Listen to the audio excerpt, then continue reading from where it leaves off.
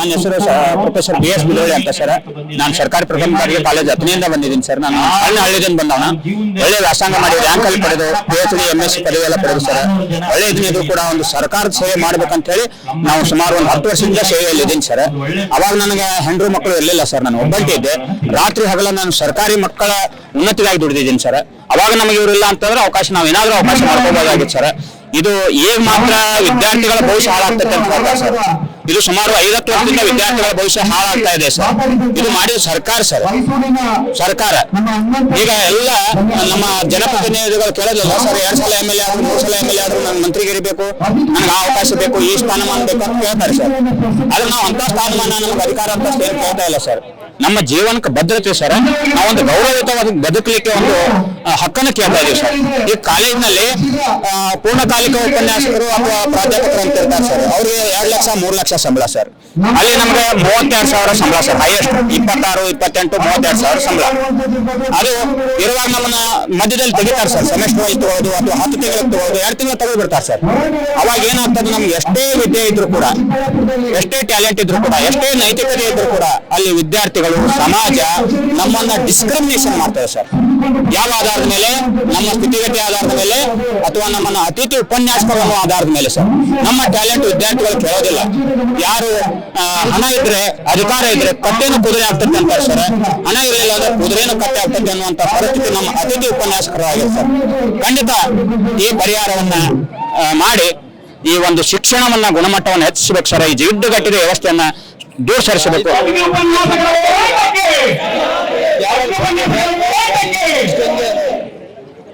Sir. ಇಲಾಖೆಯಿಂದ ಯಾರೂ ಬಂದಿಲ್ಲ ಸರ್ ಇಲ್ಲಿವರೆಗೆ. ಅವ್ರಿಗೆ ನಮ್ಮ ಸಮಸ್ಯೆನೂ ಕೂಡ ಅರ್ಥ ಆಗೋದಿಲ್ಲ. ಏನೋ ನಮಗೆ ಸಾತಾಗಿ ನಮ್ಮ ಬಂಧುಗಳು ಗಟ್ಟಿಯಾಗಿ ಹೋರಾಟವನ್ನು ಮಾಡ್ತಾ ಇದ್ದಾರೆ ಸರ್. ಖಂಡಿತವಾಗಿ ನಮಗೆ ಏನಾದ್ರೂ ಜೀವನಕ್ಕೆ ಆದ್ರೂ ಕೂಡ ಯಾರೂ ಆಗೋದಿಲ್ಲ ಅನ್ನೋದು ನಮ್ಗೆ ಗೊತ್ತದೆ ಸರ್. ಆ ಅರಿವದ. ಆದ್ರೆ ಈ ಜಿಡ್ಡುಗಟ್ಟಿದ ವ್ಯವಸ್ಥೆ ನಮ್ಮ ಕೊನೆ ಆದ್ರೂ ಕೂಡ ಈ ಜಿಡ್ಡುಗಟ್ಟಿದ ವ್ಯವಸ್ಥೆ ಕೊನೆ ಆಗಬೇಕು ಸರ್. ಶಿಕ್ಷಣದ ಒಂದು ಗೌರವಯುತವಾದ ಶಿಕ್ಷಣ ಕೊಡುವಂತ ಈ ಅತಿಥಿ ಉಪನ್ಯಾಸಕ ಗೌರವಯುತವಾಗಿ ಬದುಕಬೇಕು ಸರ್ ಸಮಾಜದಲ್ಲಿ ಅನ್ನುವಂತ ನಮ್ಮ ಅನಿಸಿಕೆ ಸರ್. ಅದಕ್ಕಾಗಿ ನಾವು ದೊಡ್ಡ ಸಂಕಲ್ಪ ಮಾಡಿ ಸರ್. ನಮ್ಮ ಪ್ರಾಣ ಹೋದ್ರೂ ಹೋಗ್ಲಿ, ನಾವು ಏನೇ ತ್ಯಾಗ ಮಾಡಿದ್ರು ಕೂಡ ಮುಂದೆ ಅದು ಸಮಾಜಕ್ಕೆ ಒಂದು ಒಳಿತಾಗಬೇಕು ಅನ್ನುವಂತ ಒಂದು ಒಳ್ಳೆ ದೃಷ್ಟಿಯಿಂದ ಸರ್. ಇದು ನನ್ನ ಸಲುವಾಗಿ ಅಲ್ಲ, ಇದು ಎಲ್ಲ ಉಪನ್ಯಾಸಕ ಬಾಂಧವರ ಸಲುವಾಗಿ ಸರ್. ಗೌರವಯುತವಾಗಿ ಬದುಕಬೇಕು ಸಮಾಜದಲ್ಲಿ, ವಿದ್ಯಾರ್ಥಿಗಳಿಗೆ ಒಂದು ಉತ್ತಮ ಶಿಕ್ಷಣವನ್ನು ಕೊಡಬೇಕು, ಉತ್ತಮವಾಗಿ ರಾಷ್ಟ್ರವನ್ನು ಕಟ್ಟಬೇಕು ಅನ್ನುವಂತ ಒಂದೇ ಒಂದು ಸಂಕಲ್ಪ ಮಾಡಿ ನಾವು ಒಂದು ಉಪನ್ಯಾಸ ಸಂಕಲ್ಪವನ್ನು ಮಾಡಿದ್ದೀವಿ. ನನ್ನ ಹೆಸರು ಜ್ಯೋತಿ ರಾಯ್ಕರ್ ಅಂತ, GFCC ಧಾರವಾಡ ಕಾಲೇಜಿನ ಬಂದಿದ್ದೀವಿ ಸರ್. ನಾವು 43 ದಿನದ ಉಪವಾಸ ಹೋರಾಟ ಮಾಡ್ತಾ ಇದ್ದೀವಿ.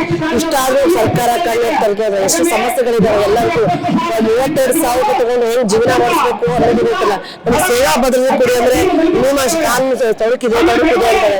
ಅದು ಯಾವುದೋ ತೊಡಕು ಸರಿಯಾಗಿ ನೋಡ್ಕೊಂಡು ನಮ್ಮ ಸಮಸ್ಯೆಗೆ ಒಂದು ಪರಿಹಾರ ಕೊಡಿ ಅಂತ ನಾನು ನಿಮ್ಮಲ್ಲಿ ಕೇಳ್ಕೊತಾ ಇದ್ದೀವಿ ಸರ್.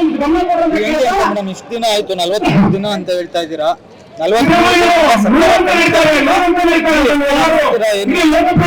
ಸರ್ಕಾರ ಕಂತಲ್ಲಿ ನೋಡ್ಬೇಕು ಸರ್. ನಮ್ಮ ಸಮಸ್ಯೆ ನಾವು ಸಮಸ್ಯೆ ಅಂತ ಕಲ್ಕೊಂಡು ಮಾತ್ರ ಸರ್ಕಾರ ಕಂತಾಗಿ ನೋಡಕ್ಕಾಗತ್ತ. ಎಲ್ಲರೂ ಸಮಸ್ಯೆ ತಲೆ ನೋಡೋದಿಲ್ಲ.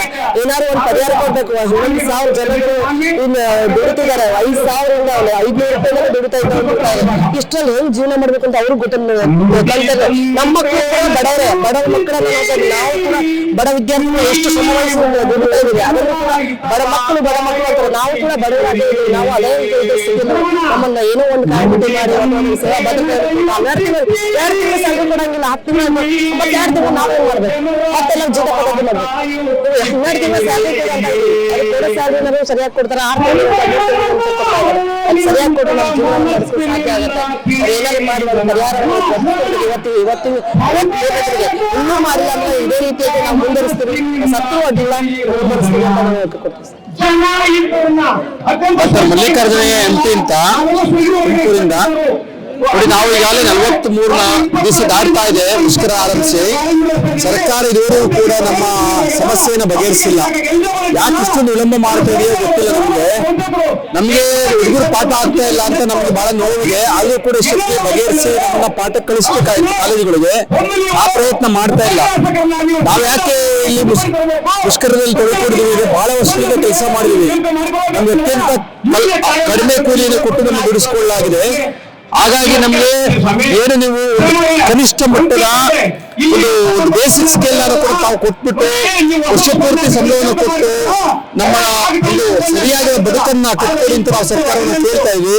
ಆದ್ರೂ ಕೂಡ ಸರ್ಕಾರ ನಮ್ಮ ಬೇಡಿಕೆಯನ್ನು ಈಡೇರಿಸಿಲ್ಲ. ಅದಕ್ಕಾಗಿ ನಾವು ಧರಣಿಯನ್ನು ಕೂತ್ಕೊಂಡಿದ್ದೀವಿ.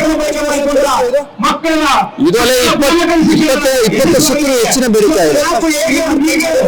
ಇಲ್ಲ ಬಹಳ 2020 ಮಾಡಿದ್ವಿ, 2014 ಮಾಡಿದ್ವಿ, ಅದೇ ಪದೇ ಮಾಡ್ತಾ ಇದೀವಿ.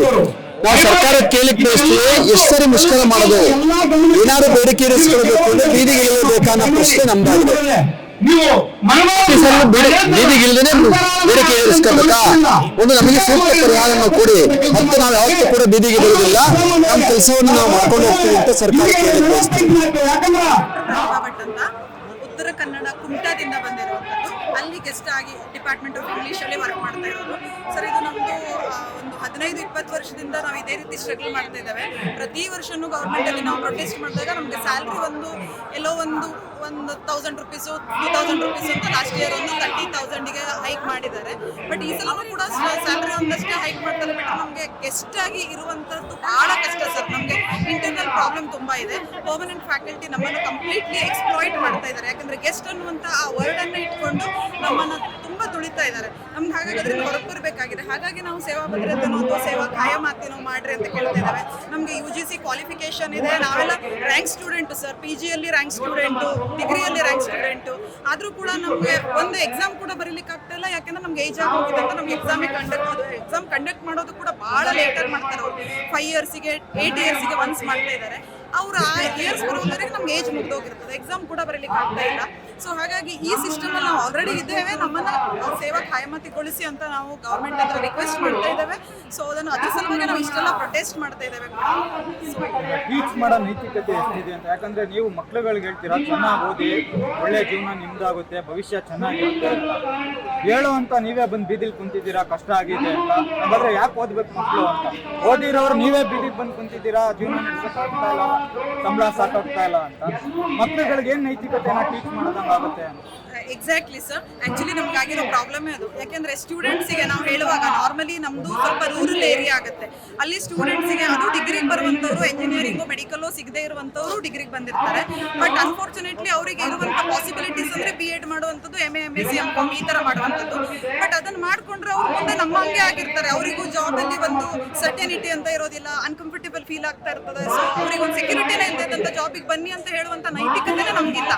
ಆದರೂ ನಾವು ಅನಿವಾರ್ಯವಾಗಿ ಸಿಸ್ಟಮಲ್ಲಿ ಇದ್ದೇವೆ. ಅವ್ರ ಹತ್ರ ನೀವಾದರೂ ಏನಾದರೂ ಬೇರೆ ರೀತಿಯಿಂದ ಓದ್ಕೊಂಡು ಯಾವುದೋ ಕಾಂಪಿಟೇಟಿವ್ ಎಕ್ಸಾಮಿಗಾದರೂ ಹೋಗ್ರಿ ಅಂತ ನಾವು ಗೈಡ್ ಮಾಡುವಂಥ ಸ್ಥಿತಿ. ಗ್ರಾಮೀಣ ಭಾಗದಲ್ಲಿ ಏನ್ ಮಾತಾಡ್ತಾರೆ ಅಂದ್ರೆ, ಮಾಸ್ಟರ್ ಹೋಗಿ ಬಿದ್ದಿಲ್ ಕುಂತವ್ರೆ, ಓದ್ ಯಾರು ಉದ್ಧಾರ ಆಗೋರೆ ಅಂತ ಮಾತಾಡೋ ಅಂತ.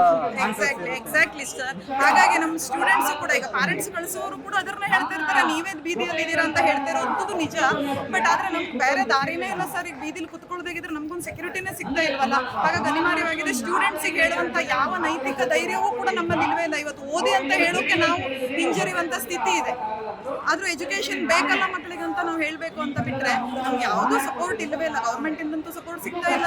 ಅಥವಾ ನಮ್ಮ ಸೊಸೈಟಿಯಲ್ಲಿಯೂ ಕೂಡ ನಮ್ಮನ್ನ ಗೆಸ್ಟ್ ಅಂದ ಕೂಡ ನಮ್ಮನ್ನ ನೋಡುವಂತ ದೃಷ್ಟಿಕೋನನೇ ಬದಲಾಗ್ಬಿಟ್ಟಿದೆ.